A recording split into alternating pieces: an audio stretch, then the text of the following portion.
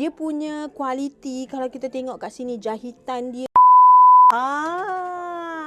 Ini dia backpack JC Large yang boleh letak laptop. Kalau siapa yang nak pergi kerja, nak pakai backpack, tapi dia tak naklah nampak macam beg sekolah sangat, then you all patut dapatkan JC Large backpack. So kalau kita tengok dekat sini ya sis, yang ini dah ada satu zip 2, 3. Beg ni confirm boleh masuk laptop 13 inci.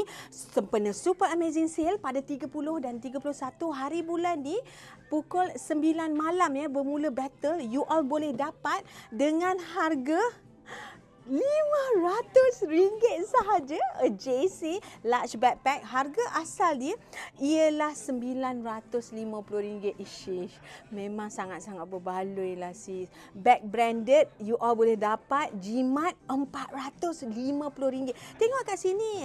Katalog-katalog ni ada lebih daripada 30 item untuk you all battle. Salah satu yang wajib you all dapat.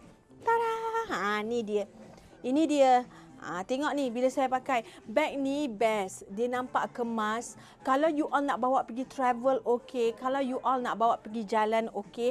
And JC ni, dia memang style dia, tali dia kecil je dekat sini. Bagi saya dia nampak apa tau sis?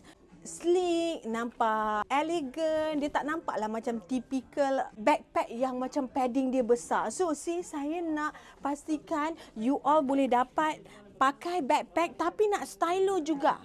Dapatkanlah yang ni. Jangan risau, dia punya kualiti kalau kita tengok kat sini jahitan dia memang sangat-sangat bagus. Otherwise takkanlah Michael Kors nak keluarkan backpack dengan tali leather ni. Jadi jangan lepaskan peluang untuk you all battle pada 30 dan 31 hari bulan 5 ni.